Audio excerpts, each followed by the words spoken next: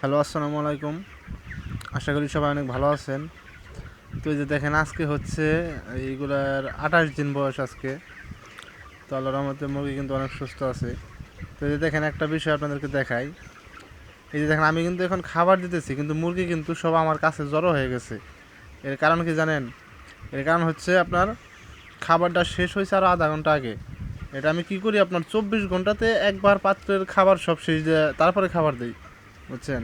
যদি আপনার এই প্রত্যেক দিন শুধু খাবার পরে খাবার দেন, তাহলে কি করে, একদিন একদম প্রথম দিনের যে খাবারটা, ওই খাবারটা একদম নিচে জমে থাকে। তো ওই খাবারটা যখন 2 দিন 3 দিন পরে মুরগি খাইবো, তখন মুরগির সমস্যা হওয়ার সম্ভাবনা থাকে, যেমন পায়খানাটার সমস্যা হয় আর কি। আপনার দেখবেন অনেক মুরগির পিছন সাইডে পায়খানা লাইগা থাকে, ঠিক মতো পরিষ্কার না, পড়া না, নিচে পড়ে থাকে না, মানে লাইগা থাকে আর কি পিছন সাইডে। তো মনে করবেন যে ওটা পায়খানার সমস্যা আর কি। তো এই খাবারের কারণে কিন্তু ওই সমস্যাটা বেশি হয়।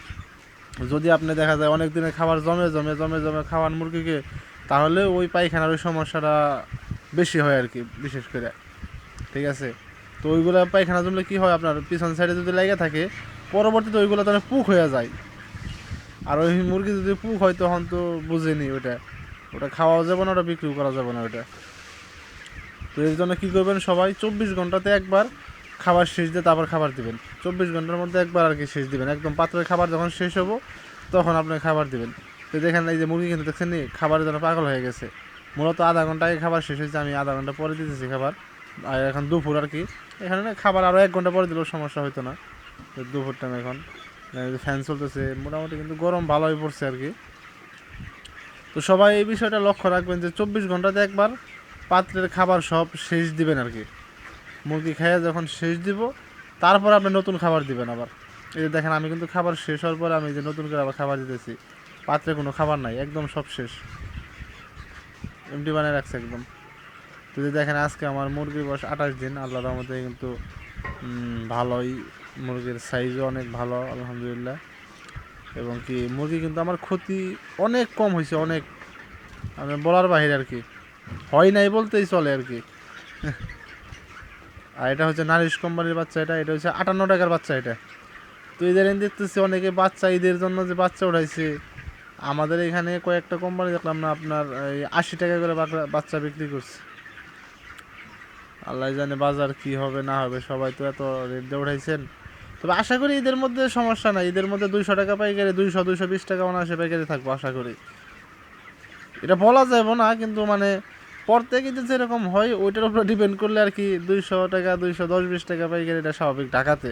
অন্যান্য জেলার কথা বলতে পারলাম না, কিন্তু ঢাকাতে, আমাদের ঢাকার এইদিকে কিন্তু প্রত্যেক রমজানের ঈদে আপনার 200 টাকা 220 টাকা পাইকারি হয়ে আসতেছে প্রত্যেক বছরই। কিন্তু এবার কী হবে জানি না, এটা বলতে পারলাম না। তো যাক, দোয়া করি যারা বাচ্চা উঠাইছেন এত রেটে, বাজারটা ভালো পান।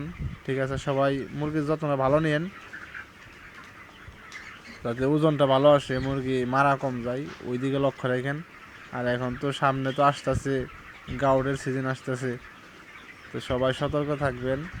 আর বিশেষ করে আমি যেটা বললাম, 24 ঘন্টাতে একবার পাত্রের খাবার একদম মুরগি খেয়ে শেষ দিব, তারপর নতুন করে খাবার দিবেন।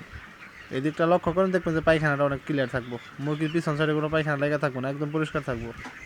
তাহলে আপনার আলাদা আর কোনো ঝামেলা নাই, যেমন পায়খানা লেগে থাকলে পরিষ্কার করে দিতে হয়, আলাদা একটা ঝামেলা। তো আপনি এই খাবারটা যদি মেনটেন করে খাওয়ান, তাহলে আর ওই কষ্টটা আপনার করতে হবে না। আশা করি সবাই বুঝতে পারছেন। তো এই দিকেই সবাই লক্ষ্য রাখেন। আর দেখেন, আজকে কিন্তু আপনার 28 দিন, আর ওই ফ্যান চালু করছি, ফ্যান 3 দিন ধরে ফ্যান চলতেছে। এতদিন ওইরকম গরম ছিল না, কিন্তু আজকে মোটামুটি ভালোই গরম পড়ছে, যার কারণে ফ্যান দিতে বাধ্য হইলাম।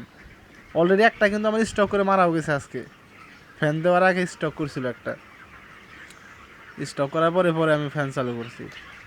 আজকে আবার একটু দেরিতে ফ্যান দিয়েছিলাম, তো যার কারণে একটু সমস্যা হয়েছে। তো ঠিক আছে, সবাই ভালো থাকবেন, সুস্থ থাকবেন, আমার জন্য সবাই দোয়া করবেন।